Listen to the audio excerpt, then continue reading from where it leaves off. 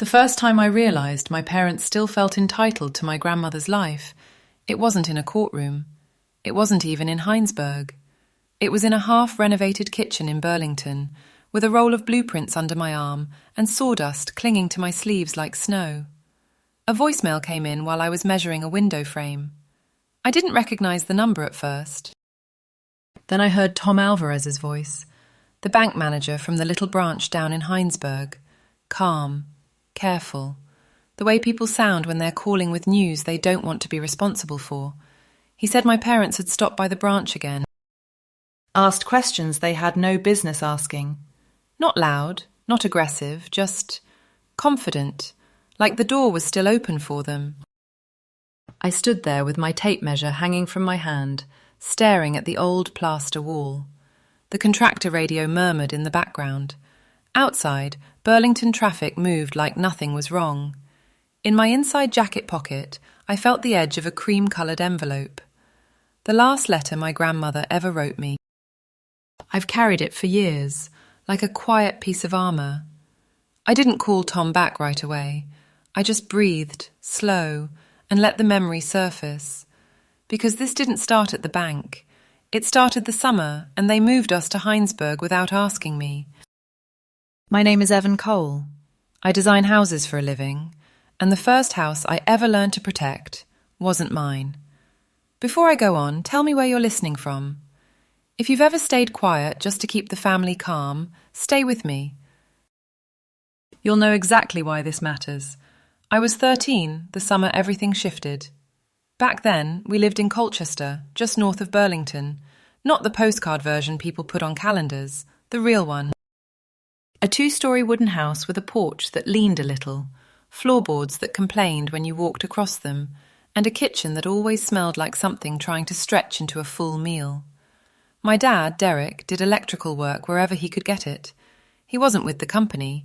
He was the guy you called when your porch light flickered, or your old breaker box started whining like it had a secret.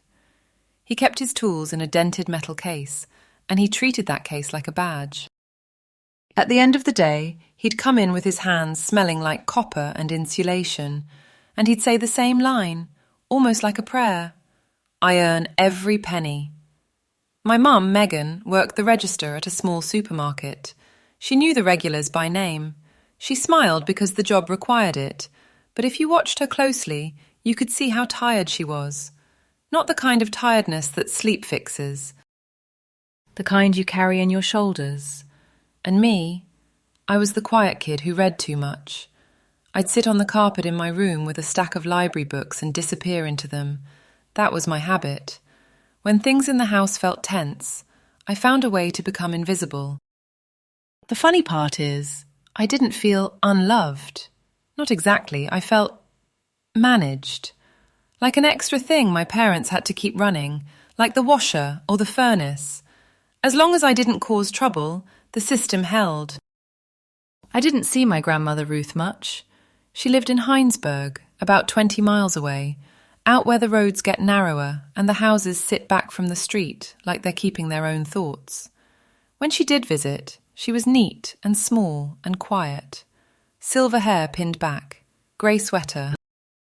A bar of lavender soap smell that clung to her coat even after she left. She wasn't the kind of grandmother who bounced you on her knee. She didn't gush. She didn't have much affection. But she had a way of seeing you without turning it into a performance. Every time, without fail, she'd press a butterscotch candy into my palm like it was a secret, and she'd say, "Eat it, but don't let your mother see."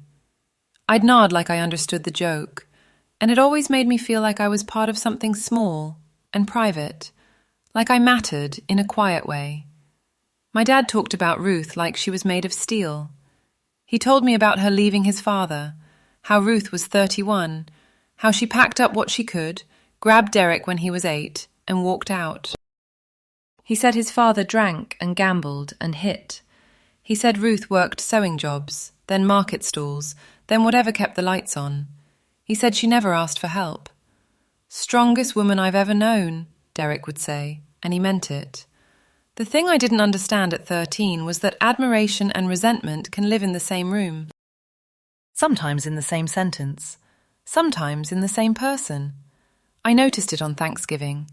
We had Ruth over one year, the kind of Thanksgiving where the turkey is a little dry because it's cheaper, and the football game hums in the background because silence makes adults uncomfortable.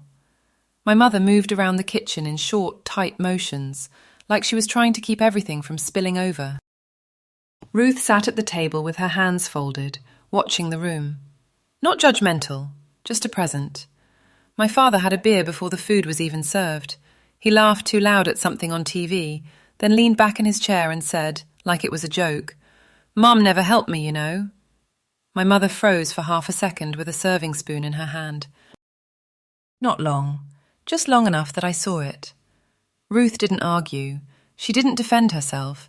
She didn't even look surprised. She just stared down at the place setting in front of her, like she was counting something in her head. At 13, I told myself it was nothing. A weird comment. A bad joke.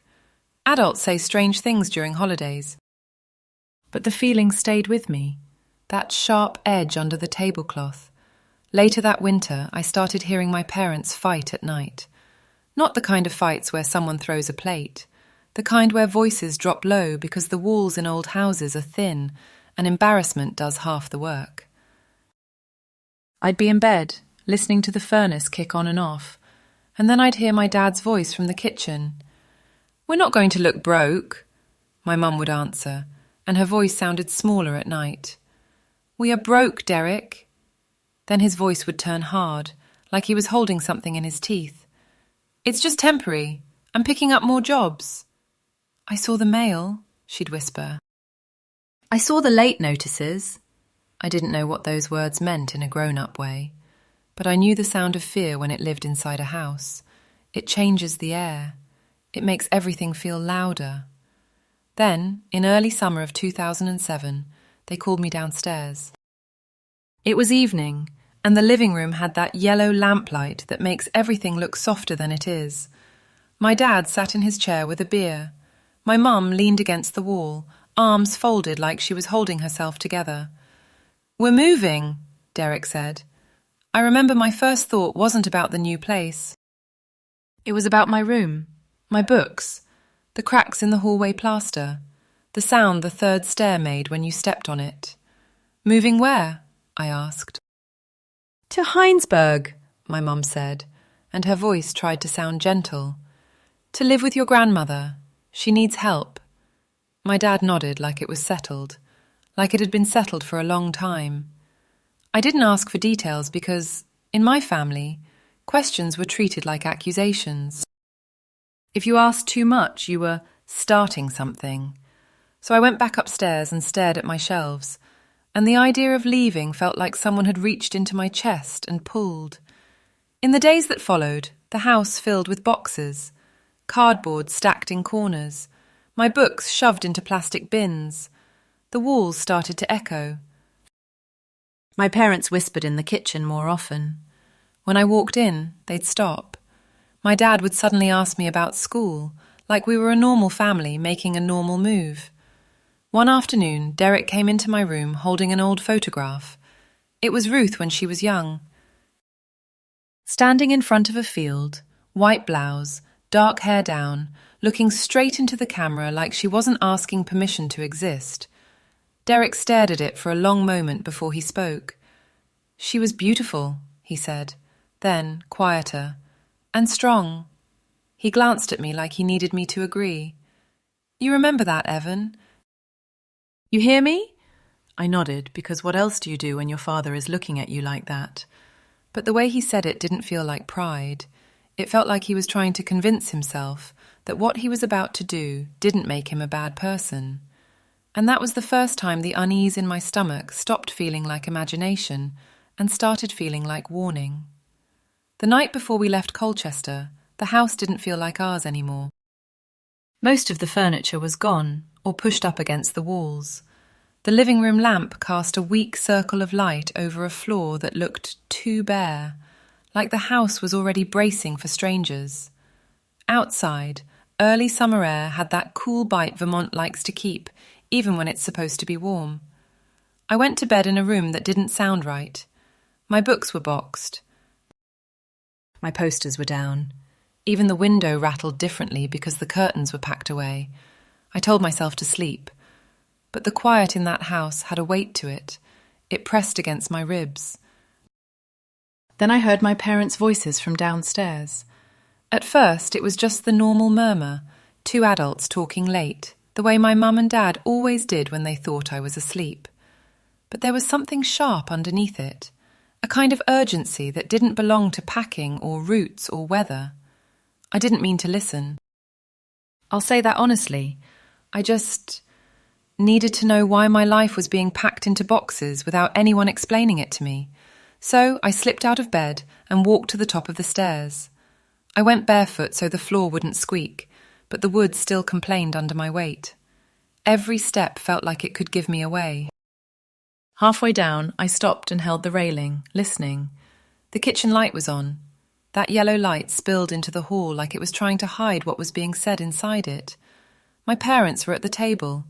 I could hear my mother first. Her voice was tight, the way it got when she was scared but trying to act like she wasn't. "Derek, are you sure?" There was a pause. Then my father answered, calm, too calm. How would she find out? My mother lowered her voice more, like she was afraid the word itself could wake up the house. "If your mother finds out, we'll have no way out." I pressed my shoulder against the wall and listened harder. My father gave a short laugh. Not warm, not like the laugh he used when he told stories about work or joked about the neighbours. "She won't suspect her own son," he said. "She's old. She's proud. She'll think she's still in control." My stomach tightened. My mother's chair scraped faintly, like she'd shifted her weight. "And the safe?" she asked. That word hit me like cold water. I knew about the safe. Ruth had one in her bedroom in Heinsberg. I'd seen it years ago when we visited for a holiday. It wasn't glamorous. Just a heavy steel box tucked behind hanging clothes, like it didn't want attention. I'd never thought much about it. In my mind, it held papers, birth certificates, insurance forms. Maybe an old wedding ring. My father's voice stayed steady, like he'd already rehearsed the whole thing. "As long as we can get it open," he said, "we'll be fine. Enough cash to wipe the debt. Enough to start over." My throat went dry. Debt, that word again. Bigger this time. Heavier. My mother whispered, "I don't like this." My father didn't respond with guilt. He responded with certainty. "We don't have another choice." There was a beat of silence. Then my mother said my name. "What about Evan?" she asked. "What if he figures it out?" "He's smart, Derek."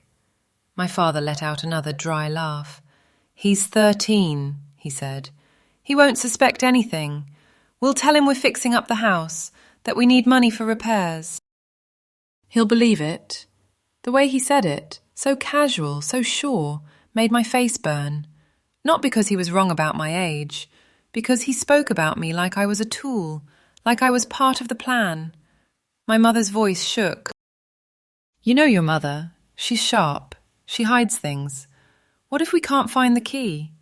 My father leaned in closer, and I heard the clink of his beer can as he moved it. "She'll have it somewhere stupid," he said. "Under the bed. In a sock drawer. That tin cookie box she keeps. If we can't find it, we guess the combination. She's sentimental." My mother didn't answer right away. Then she said quietly, "Maybe she used your birthday." My father snorted. "She wouldn't," he said. Then, after a pause, his voice changed, softer, like he'd just thought of something. "Or Evan's." My heart started pounding so hard I felt it in my ears. There was something sick about that. The idea that my grandmother might have chosen my birthday because she cared about me, and my parents would use that love like a crowbar. My mother inhaled, and I could picture her rubbing her forehead the way she did when she was overwhelmed. "This has to look normal," she said. "No mess. No sign we were in there." My father answered like he'd already built the scene in his mind. "We take the cash, the jewellery if there is any, close it, wipe it down. If she notices anything, We say someone broke in. A burglary. It happens all the time. He said it was like the weather, like it was just another thing that happens. I couldn't stand there anymore. I backed up the stairs slowly, one step at a time, keeping my weight light, praying the floor wouldn't squeal and betray me. When I got to my room, I shut the door and sat on my bed with my hands shaking. My whole body felt hot and cold at the same time. I stared at the empty space where my books used to be and tried to fit what I'd just heard into the family I thought I had. It didn't fit. My father, the man who told me Ruth was the strongest woman he'd ever known, was planning to steal from her. My mother, the woman who worked all day and came home exhausted and still made dinner, was going along with it. And they were going to lie to me too, because it was convenient. That night, I didn't sleep. I listened to the ticking of the clock in the hallway and the occasional creak of the house settling, and I kept seeing Ruth's small hand pressing butterscotch into my palm. That quiet little gesture, that secret kindness. I didn't know what I could do yet. I wasn't brave. I wasn't big. I didn't have authority. I was just a kid who'd been told not to ask questions. But I knew one thing with a clarity that made my stomach hurt. If I stayed quiet, they would do it. And Ruth would never see it coming. The next morning, we loaded the car and pulled away from Colchester. I watched our house disappear through the rear window, like it was being erased. My parents talked about the route and the weather, like normal people going somewhere normal. I didn't say much. I just sat there with my hands in my lap, feeling the shape of a decision forming inside me. I was going to protect my grandmother, even if she didn't believe me. Heinsberg looked like it was holding its breath when we arrived. The road narrowed into packed dirt, then opened into fields that rolled out like a quilt. The sky was wide. The air smelled like cut grass and pine sap, clean in a way Colchester never was. I remember thinking for a second that maybe I'd been wrong. Maybe this really was about helping my grandmother. Then we turned into Ruth's driveway. Her house sat back from the road, a single-story wooden place with faded white paint and a porch that wrapped around the front like an old arm. Red geraniums hung in pots by the door. There was an armchair on the porch, worn at the edges, like someone had sat there long enough to outlast a lifetime. Ruth stood in the doorway when we pulled up, small, straight-backed. Grey sweater, hair pinned up neat. She looked like she belonged to the land, not the calendar. When she smiled, it wasn't big, but it was real. "Come in," she said.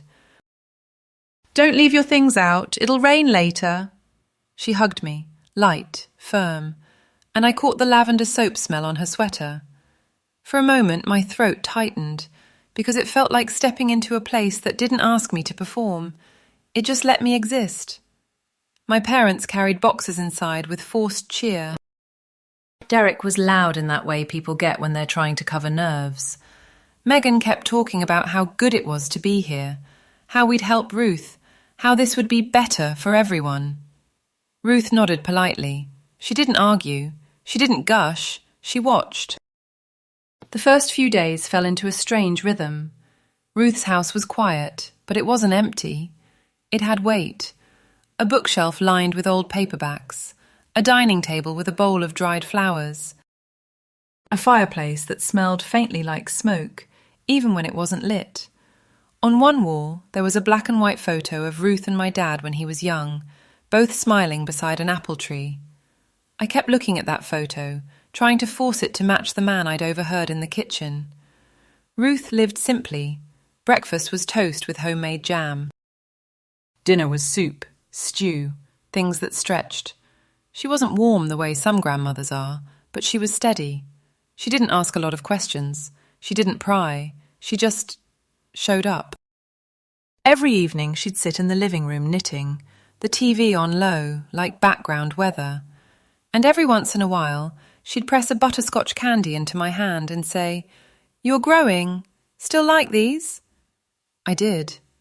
I did more than I wanted to admit, not because of the candy, because it felt like proof that somebody noticed me without asking anything in return. My parents acted like model children, Derek offered to fix things Ruth hadn't asked him to fix. A squeaky hinge, a loose porch rail. The porch light that had worked fine. He moved through the house like he belonged there, like the air and the walls owed him space. Megan sat at the kitchen table with Ruth and asked gentle questions, the way a cashier talks to an elderly customer. Soft voice, careful smile, a hand resting near the teacup like it was all concern. But I started hearing certain words float up like smoke. Money. Bills. Plan. They didn't say them around me directly. They said them in half sentences that died when I entered the room. One evening, when Derek and Megan went for a walk, something they started doing every night like it was part of being healthy, I sat with Ruth in the living room while she knitted. I'd been holding the secret in my chest for days, and it felt like carrying a rock. I waited until the TV hummed low and her knitting needles clicked in a steady rhythm. "Grandma," I said. My voice cracked a little, which annoyed me. I hated sounding like a child when I needed to be taken seriously. "I need to tell you something." She looked up. Her eyes were calm, not skeptical. "Just open." "Go ahead, Evan." So I told her, not in a dramatic way, just the facts, as best as a 13-year-old could. The move. The kitchen whispering in Colchester. The word safe. The talk about debt. The plan to make it look like a burglary. The way my dad said it was nothing. When I finished, my heart was pounding so hard I could feel it in my wrists. Ruth set her knitting down slowly. She didn't gasp. She didn't jump to anger. She just watched me the way she watched everything, like she was looking for the shape of truth. Then she smiled. A small, sad smile. "You're a smart boy," she said, "but sometimes you let your thoughts run ahead of you." My stomach dropped. She reached out and patted my hair like I was 6. "Your father is my son," she said. "He's not a bad person. He's proud, and he's under pressure, but he wouldn't do that." I sat there frozen, the way you freeze when you realize the person you need most is standing behind a locked door. I wanted to push. I wanted to insist, but I looked at her face, lined, calm, certain, and I understood something heavy. Ruth had survived a violent man. She'd survived poverty. She'd survived raising a child alone. She believed she could read people. She believed she knew her son, and believing that was safer than believing her own son could turn on her. So I nodded, not because I agreed, because I couldn't break her heart with my bare hands. Not yet. I went to my room and shut the door quietly. From my window, I could see the porch light flicker faintly against the dusk. The fields beyond were turning gold at the edges. Everything looked peaceful. Inside me, it felt like I was holding my breath underwater. After that, I stopped trying to convince Ruth with words. I started watching. Derek spent more time near Ruth's bedroom. He'd linger in the hallway, glance inside when she wasn't looking, then pretend he was checking a baseboard or a light switch. Once, when Ruth stepped out to hang laundry, I saw Derek slip into her room and pull the door almost closed, not all the way, just enough to say, "Private." I stood in the hallway with a book in my hands, pretending to read. Through the crack, I watched him open drawers, move folded clothes, lift a small rug by the bed like he expected something to be taped underneath. He wasn't frantic. He was practiced. That was the part that made my skin go cold. In the kitchen, Megan kept asking Ruth about important numbers, like it was casual conversation. "Do you write things down?" she asked one morning while Ruth stirred her tea. "Codes and dates, just in case." Ruth laughed softly. "I'm old, not helpless." Megan smiled, but her fingers tightened around her mug. And I noticed a new thing too. A woman next door, Gail Whitman, watering flowers, always outside at the same time each day. She'd glance over when Derek came and went. She had that small-town way of seeing everything without looking like she was watching. I didn't know yet if Gail would matter. I just knew nothing in Heinsberg happened unseen, and I knew my father was counting on exactly the opposite. By the end of that first week, I could feel the house changing. Not physically. Ruth kept it neat. The floors stayed swept. The dishes get washed the same way every night. But the air shifted. It got tighter, like everyone was speaking around a bruise. I started paying attention to timing. Ruth had routines. She went to the pharmacy on Tuesdays. She called a friend from church on Thursday afternoons. She sat on the porch with her tea at the same hour, facing the field like she was checking in with the world. My parents learned her patterns fast. Derek would offer to stay behind when Ruth went out. Megan would insist on coming along, acting like she was doing Ruth a favour. I watched the way my dad's eyes tracked Ruth's purse, the way my mum's questions got more specific, softer on the surface, sharper underneath. One morning, as Ruth sliced strawberries into a bowl, Megan said, "You know, my mum used to keep her important things all in one place. I worry about that, you know." If something happened, Ruth didn't look up. "Something always happens," she said. "That's why you stay prepared." Megan laughed lightly. "Right, exactly." "Prepared." Then she tried again. "Do you keep a spare key somewhere, in case you misplace one?" Ruth's knife paused mid-slice. Not long, just enough. "You're very curious," she said. Megan's smile held, but it was too bright. "Just trying to help." I saw Ruth's eyes flick toward my mother's hands. Ruth wasn't naive. She wasn't fooled by sweetness. But she was still holding on to the belief that her son would never cross a certain line. And my parents were counting on that belief like it was a lock they already had the combination to. That afternoon, Ruth went to the pharmacy. She asked Megan to come with her. Megan agreed quickly, almost too quickly, like she'd been waiting for the invitation. Derek stood in the doorway with his hands in his pockets, trying to look casual. "I'll stay back," he said. "Check the porch rail. It's loose." Ruth nodded. "Don't fall off." He gave her a grin. "I'm not that old." The moment their car rolled down the dirt road, the house went quiet in a way that made my ears ring.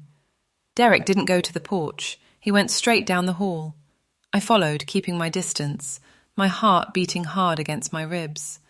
I held a paperback in my hands like it could make me invisible. He stepped into Ruth's room and pulled the door almost closed again. I stood in the hallway, pressed against the wall, and watched through the crack. He moved like he'd done this before. Drawer, closet. Under the bed, behind the hanging clothes. He lifted the edge of the mattress and checked beneath it like he expected an envelope taped to the frame. He opened Ruth's tin cookie box, the one with faded roses on the lid. He sniffed it like it might smell like money. My hands were shaking, but I forced myself to stay still. Because this time, I wasn't just afraid. I was angry. Not loud anger, not the kind that makes you yell. The kind that sits behind your teeth and makes your jaw ache. When Derek left the room, he shut the door quietly and walked back toward the living room, acting like nothing happened. He didn't see me. Or maybe he did, and he just didn't think I mattered. 5 minutes later, Gail Whitman's voice floated in through the open kitchen window. "Afternoon," she called, not to me, to my father. Derek stepped onto the porch with a smile that didn't touch his eyes. "Hey, Gail." She stood in her yard with a hose in her hand, water sparkling in the sunlight. She looked harmless, like any older neighbour with too much time and too many plants. But her eyes were sharp.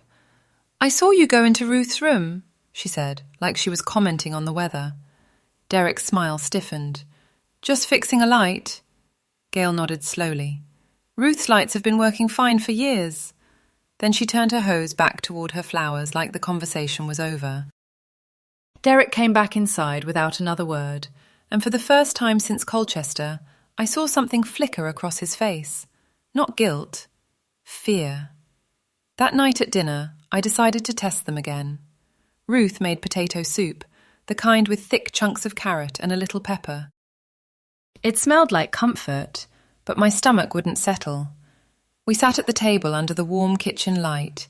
Derek ate fast, like he had somewhere else to be. Megan watched Ruth too closely, smiling at every small thing Ruth said. I stirred my soup, and kept my voice casual. "Grandma," I said, "What's in that safe in your room?" The spoon in Derek's hand stopped mid-air. Megan's smile froze. Ruth looked at me, not annoyed, just surprised. Then she gave that small, controlled smile of hers. "Just old things," she said. "Papers. Keepsakes." Derek laughed, too loudly. "Evan's been watching movies. I think there's gold bars there." I let myself smile like I'd been joking. "Yeah," I said. "Probably." But I saw the look Derek and Megan shared over Ruth's head. It was quick, a flash, the look of two people who had just been handed permission. That night, when Ruth went to bed, I waited until the house settled into its quiet rhythm. I had an old Nokia phone, nothing fancy, no internet, no games, just a little brick that could record audio if you held down the right button. "I'd gotten it for emergencies," my mum said, though we never really had emergencies. I turned it on and listened to my own breathing for a second, making sure it worked. Then I slipped into the living room and wedged it behind the bookshelf, angled toward the couch where my parents sat most nights. I went back to my room, shut the door, and lay down fully dressed. I didn't feel like a kid doing something clever. I felt like someone was trying to keep the roof from collapsing. A little after 10, I heard the living room floor creak, then the low murmur of voices. Derek first, then Megan. Their words came soft through the walls, like they were trying to keep the house from hearing them. I didn't catch everything from my room, but I didn't need to. The next morning, when I pulled the phone out and listened to what it recorded, my hands went cold. Derek's voice was clear, close to the microphone. "Tomorrow," he said. "You take her to the market. I'll stay behind and open it." Megan's voice trembled. "Are you sure you have it?" "I'm sure," Derek said. "She mentioned Evan's birthday the other day. She loves the kid." "I bet that's what she used." There was a pause. Then Megan asked quietly, "And after?" Derek answered without hesitation. "We take what we need, close it, wipe it down. If she notices, we say someone broke in." My chest tightened so hard it hurt. Not because they were planning to steal, because they were planning to do it calmly, like it was paperwork. I sat on the edge of my bed with the phone in my hand, staring at the door. Ruth had told me my imagination ran too far. Now I had her son's voice on tape. And suddenly, I wasn't wondering if I should act. I was wondering if I could do it in time. The next morning, the house felt too quiet for what was coming. Ruth was up early, like always. Oatmeal on the stove, a kettle whistling low, the smell of cinnamon and black tea filling the kitchen in a way that almost made the day feel normal. Megan leaned against the counter with that careful smile she used on customers at the grocery store. "Mum," she said, sweet and light, "why don't we go into town? The market's got those peaches you like. We can make something nice." Ruth wiped her hands on a dish towel and nodded. "All right, if you want to fuss." Derek didn't look at me. He kept his eyes on his coffee, like he didn't want his face to give him away. "I'll stay back," he said. "Fix that porch rail, it's still loose." Ruth didn't question it. She never questioned him. Not out loud. I sat at the table with my spoon in my hand, pretending to eat. My stomach was already tight. I'd listened to the recording twice the night before, not because I wanted to, but because I needed to know exactly what they were planning. Hearing my father say it with that calm certainty, it took something soft out of me. Ruth reached into her sweater pocket and pressed a butterscotch candy into my palm before she grabbed her purse. "Hold on to that," she said. "You look pale." I closed my fingers around it and nodded. Then Megan and Ruth walked out the front door together. I heard the screen door clap shut. The engine started. Gravel crunched. Their car rolled down the dirt road toward town. Derek waited until the sound disappeared. Then he stood up. I watched him from the corner of the living room, my heart beating steady, not fast. It's strange what happens when you cross from fear into decision. Fear makes you shaky. Decision makes you quiet. Derek walked down the hall like he owned it. Like every board and nail in that house was part of his inheritance already. He pushed Ruth's bedroom door open and stepped inside. I didn't follow right away. I gave him a moment, long enough to let him think he was alone, long enough to let him commit. Then I moved.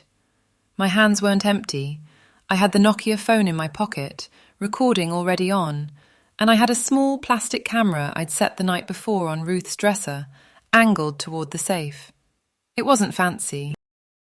It was the kind of thing you'd buy at a drugstore, but it didn't have to be cinematic. It had to be real. I stood in the hallway, just outside the bedroom, where I could see through the crack. Derek pulled the safe out from behind the hanging clothes, like he'd done it 100 times in his head. He knelt, ran his fingers across the dial, and smiled to himself. He didn't look guilty.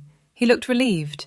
He started turning the combination slowly, like he was savouring the moment, like opening it meant he could finally breathe. When he got to the last number, he paused. Then I heard the click. The safe opened. My chest tightened, not because I was surprised, but because I was suddenly aware of how close Ruth's trust had been to being erased. Derek's hand went inside, and the powder trap I'd built in the basement did exactly what it was supposed to do. The lid snapped, a spring release. Red and green dust burst up like a cheap firework. It hit his face, his shirt, his hands. It clung to him in bright streaks that looked almost festive in the weak morning light. Derek jerked back, coughing, swearing under his breath. "What the hell?" He grabbed at his eyes, blinking hard. The powder smeared. It only got worse. I stayed still. I didn't rush in. I didn't scream. I let him have the full weight of being caught by his own certainty. Then the front door opened. The sound wasn't loud, just the soft hinge, the screen door, the step of shoes on wood. Megan's voice floated in, forced and thin. "Evan, you okay?" "We're back." My stomach dropped for 1 second, because timing is never perfect. But then I understood what had happened. Megan must have noticed I wasn't in the car. Or Ruth had insisted on coming back because she didn't like leaving me behind. Ruth always trusted her instincts about people. She just didn't want to trust them about her son. Footsteps came down the hall. Ruth appeared first, holding her purse close to her body. Megan was right behind her, eyes already scanning like she sensed something wrong. They both stopped in the doorway. Derek turned toward them, frozen in place, covered in red and green powder like a child caught sneaking cookies. The safe door was wide open. The space where Ruth kept her cash and jewellery and documents sat bare, because I had moved them earlier that morning into a cloth bag under my bed. Not to steal, to protect, to make sure nothing went missing in the confusion. For a moment, nobody spoke. The only sound was Derek's breathing, heavy, wet with panic, and the slow ticking of the clock on Ruth's wall. Megan brought a hand to her mouth. Her eyes darted to the safe, then to Derek's face, then to Ruth. Ruth didn't gasp. She didn't cry. She stared at Derek like she was looking at a stranger wearing her son's skin. "Derek," she said, calm enough to be frightening, "what are you doing in my room?" Derek swallowed hard. "Mom, this isn't—" Megan stepped forward fast. "Ruth, we can explain." I moved into the doorway then, finally, and held up the Nokia phone. My voice came out steady, even though my throat burned. "Grandma," I said, "you need to hear something." Ruth looked at me, and for the first time since I'd told her the truth, I saw her eyes shift. Not disbelief, not dismissal, attention. I pressed play. Derek's voice filled the room, clear and close. Talking about the safe. Talking about debt. Talking about making it look like a burglary. Talking about using my birthday like it was just another tool. Megan's voice followed, trembling, agreeing anyway. When the recording ended, the silence that came after it felt heavier than the safe itself. Ruth didn't look at Megan. She didn't look at me. She kept her eyes on Derek. She waited 3 full seconds, like she was giving her heart time to catch up. Then she asked one question, quiet and precise. "Derek, when did you decide I was your enemy?" Derek's face cracked. "Mom, we're drowning," he said. "We had no choice. I didn't mean—" Ruth held up her hand, small but steady. "You always have a choice," she said. "You just didn't like the honest one." Then she walked to the safe and reached behind the inner panel, where Derek hadn't even thought to look. She pulled out a folded piece of paper, sealed in plastic. Not money, not jewellery. A letter. I recognised Ruth's handwriting immediately, neat, controlled, like her. She looked at Derek as she spoke, her voice flat with something that wasn't anger anymore, something older. "I wrote this years ago," she said. "Had it notarized. Kept a copy with Marilyn Kessler." Megan's knees went soft. "Ruth, please." Ruth didn't raise her voice. She didn't need to. "If my son ever tried to take from me by lying," she said, "then everything I have goes to Evan, in trust, with a no contest clause." Derek blinked, powder flaking off his lashes. You planned for this?" Ruth's mouth tightened. "I survived your father," she said. "I learned to plan." Then she turned toward the doorway and pointed down the hall, like she was directing traffic. "You're leaving today," she said, "both of you. Pack your things. Don't touch anything that isn't yours." Megan started crying, quiet, messy, the kind of crying that wants forgiveness without earning it.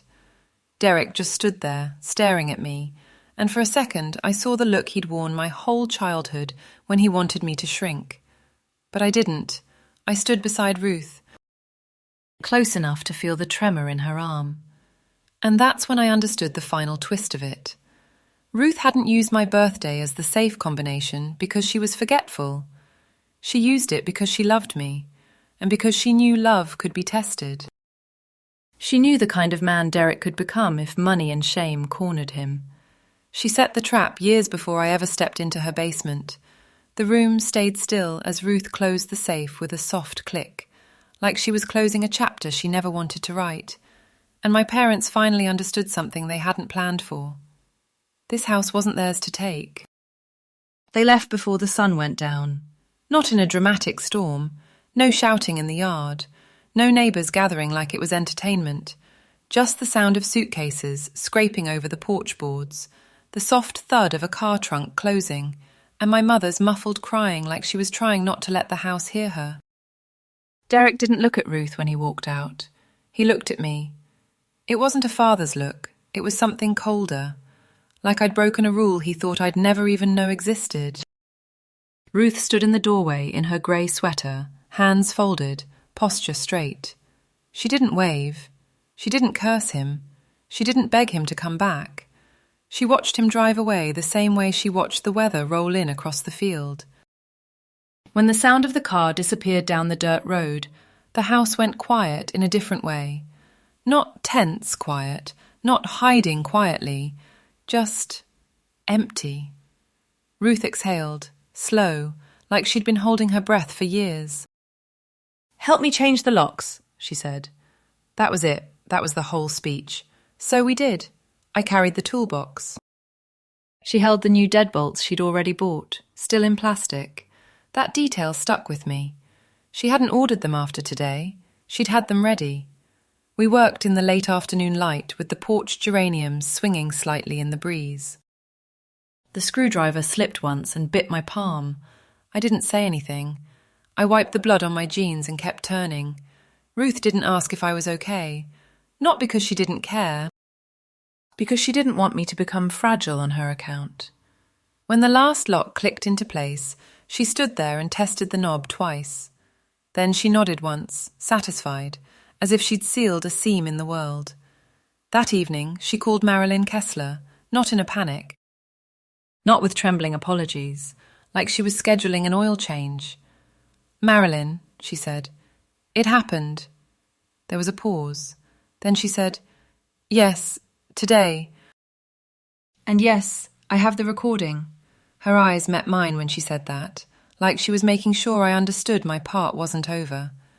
Marilyn arrived the next morning with a briefcase and a calm face. She didn't hug Ruth. She didn't scold her. She sat at the kitchen table, pulled out papers, and spoke in plain language. A trust, a trustee, beneficiaries, a no contest clause. The kind of words that sound boring until you realise they decide who gets to survive. Later that week, Ruth went to the bank with me. Tom Alvarez came out from behind his counter and shook Ruth's hand like he respected her, not pitied her. He didn't ask why. He didn't gossip. He just did what she needed done. Locked down accounts, added protections, made sure nobody could stroll in and ask questions on family charm alone. On the way home, Ruth sat in the passenger seat and stared out at the fields. "I don't want you to hate them," she said finally. I kept my eyes on the road. "I don't know what I want." Ruth nodded like that answer made sense. Then she said, "You don't have to decide today. You just have to pay attention." That was the lesson, not revenge. Not anger, attention. Because people like Derek and Megan don't stop wanting what they think should have been theirs. They just wait until the moment feels safe again. They come back when grief is fresh.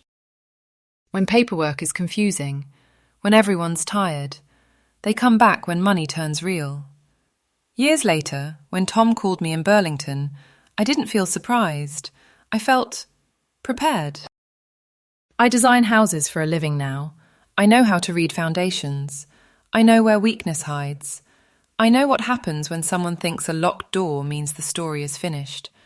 It never does. A couple weeks after everything happened, I sat alone at Ruth's kitchen table and realised my body was still acting like danger lived in the walls. My shoulders stayed tight even when the house was quiet. I'd flinch at small sounds. The kettle clicked off, the porch screen snapping shut in the wind. I was 13, but I felt older than I knew how to explain. Ruth moved through the mornings like she always had. Oatmeal, tea, the newspaper folded into neat sections. The same spoon, the same mug, the same steady hands. But I started noticing the small changes that come after a person's heart gets cracked, and they decide not to let anyone see it. She checked the locks every night before bed, twice, sometimes 3 times.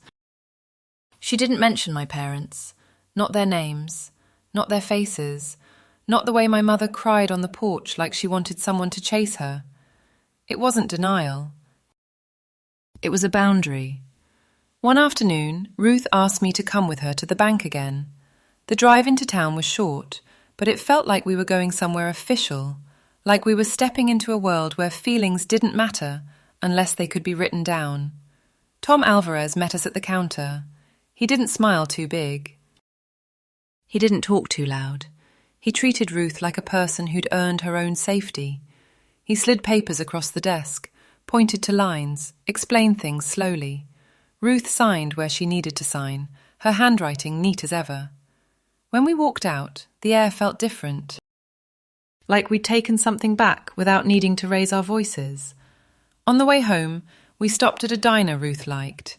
The kind of place with cracked vinyl booths and coffee that tasted like it had been sitting too long. A bell above the door that jingled every time someone came in. People in town knew Ruth. They nodded. They didn't ask questions. That was Heinsberg. Everyone knew something. Nobody said it out loud unless you gave them permission. Ruth ordered soup. I ordered grilled cheese because it felt like something I could control. She watched me eat for a minute, then reached into her sweater pocket and set a butterscotch candy next to my plate. I looked at it and felt my throat tighten. "Do you ever miss them?" I asked, surprising myself. Ruth didn't answer right away. She stirred her soup slow. "I miss what I thought I had," she said finally. That line stayed with me for years. Later that week, Pastor Jim from Ruth's church stopped by. He wasn't a villain. He wasn't a hero. He was just a man who believed families should hold together because that belief made his world make sense. He sat on the porch in the late afternoon light, hands folded over his knee, and he said, "Ruth, I'm sorry. I should have listened when Gail told me things were off." Ruth nodded once. "It's done." Pastor Jim looked at me, then back at Ruth. Derek called me, he said quietly. He said you turned his own son against him. Ruth didn't flinch. She didn't defend me with a speech. She just said, Derek turned Derek against me. Pastor Jim swallowed. Do you want me to talk to him? Ruth's voice stayed calm. No. One word, clear, adults, final. Pastor Jim left a little while later, and the porch creaked under his shoes as he walked down the steps. I watched him go and felt something settle in my chest. Not joy, not triumph, relief. Because I'd spent my whole life watching adults bend to keep the peace, watching my mother smooth everything over, watching my father insist he was right just because he was loud. Ruth didn't bend. She chose the truth over the performance of family. That fall, school started in Heinsberg, and I became the new kid in a town where everyone already had their place. I kept my head down. I sat in the back. I did my work. Teachers liked me because I was quiet and got things done. Kids mostly ignored me, which was fine. I didn't trust people easily anymore. I didn't know how. At home, Ruth gave me small jobs, not busy work. Real things.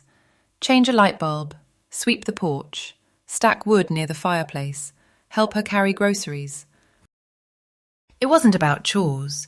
It was about putting my hands on something solid and reminding myself the world still had order. One evening, Ruth handed me a key. It was plain, old brass, warm from her palm. This is for the lockbox, she said. Not safe. The lockbox in the closet. I stared at it like it was heavier than it was. You don't have to, I said. Ruth shrugged. I do. That night, when she went to bed, I sat at the kitchen table with that key in my hand and listened to the house. The hum of the refrigerator, the tick of the wall clock, the wind brushed the field outside. And I understood something that didn't feel poetic. It felt practical. I would trade the house, the money, all of it, for one moment where my parents chose right while it still mattered. But I don't get to rewrite their choices. I only get to decide what I accept now. The next morning, a letter arrived in Ruth's mailbox. No return address, just my name, written in a familiar hand I hadn't seen in years. Ruth set it on the table between us and said, very quietly, Don't open it until you're ready. If you've ever felt invisible in your own family, go ahead and subscribe. This story was never just about money. It was about what people do when they think you'll stay quiet. If you've been through something like this, inheritance drama, favoritism, someone handling decisions without you, tell me in the comments where it happened and what you did. I read everything, and I don't judge. Sometimes the hardest part isn't losing the house or the savings. It's realizing you were only family when you were useful. So share this with someone who needs to hear they're not crazy for feeling hurt. And if you want the next part, you already know. That letter on Ruth's table changed everything.